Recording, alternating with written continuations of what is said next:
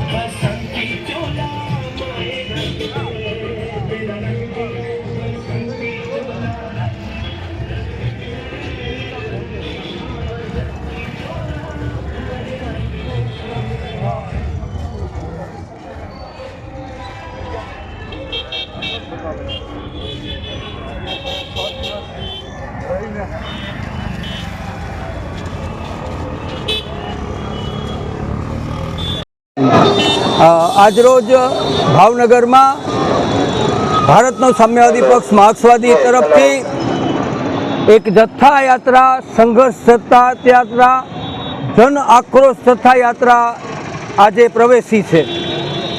સવારે પાલિતાણા, સિહોર થઈને ભાવનગરમાં આવી છે। દેશભરમાં આવા પ્રકારની જથ્થા યાત્રાઓ આમ જનતાના પાયાના સવાલોને લઈને સીપીએમ દ્વારા યોજવામાં આવી છે। 24મી માર્ચે જબરદસ્ત રેલી આખા દેશમાંથી નાગરિકો આવશે અને એના મુખ્ય મુદ્દાઓ છે સ્પષ્ટપણે કેન્દ્ર સરકાર દ્વારા જે શ્રમજીવીઓના પાયાના અધિકારોને તોડી પાડતા 4 લેબર કોડ દાખલ કરવામાં આવ્યા છે। ખેડૂતોની સમસ્યાનો ઉકેલ લાવવામાં આવતો નથી, ટેકાના ભાવ આપવામાં આવતા નથી અને ઘરે ઘરે જે સ્માર્ટ મીટરો આવે અને ઘરના બિલનું ચકરડું ચાલુ થઈ જાય તે રીતે વીજળીના ખાનગીકરણનું બિલ પણ કેન્દ્ર સરકાર દ્વારા લાદવામાં આવ્યું છે।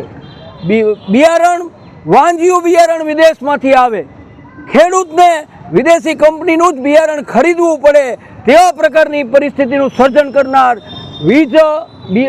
બિયારણનું નવું વિધાયક પસાર કરવા સરકાર જઈ રહી છે અને ગુજરાતમાં તો જાણે કોઈ વ્યવસ્થા તંત્ર જ નથી, ઓફિસો ડુપ્લિકેટ હાલે છે, તમામ પ્રકારની ભ્રષ્ટાચારથી ખતપતું તંત્ર છે અને લોકોનું ધ્યાન બીજે દોરવા માટે મહા મુશ્કેલી વચ્ચે રોજગાર કરતા લારી ગલ્લાવાળાને હટાવવામાં આવે છે, ઝૂંપડપટ્ટીવાળા ઉપર બુલડોઝર ફેરવવામાં આવે છે, રિક્ષાવાળા ઉપર ત્રાસ ગુજારવામાં આવે છે અને તેવી પ્રકારનું ગુજરાતનું રાજ છે।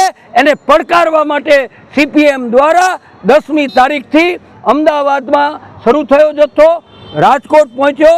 આજે ભાવનગર અહીંયા સભા પણ યોજાશે અને આવતીકાલે બરોડા જશે, તે પછી અરવલ્લી જશે અને તે પછી સાબરકાંઠામાં પૂર્ણાહુતિ થશે અને 24મીએ જબરદસ્ત દિલ્હીમાં રેલી યોજાશે મોદી સરકારને પડકારવા માટે અને તેનો આ કાર્યક્રમ છે।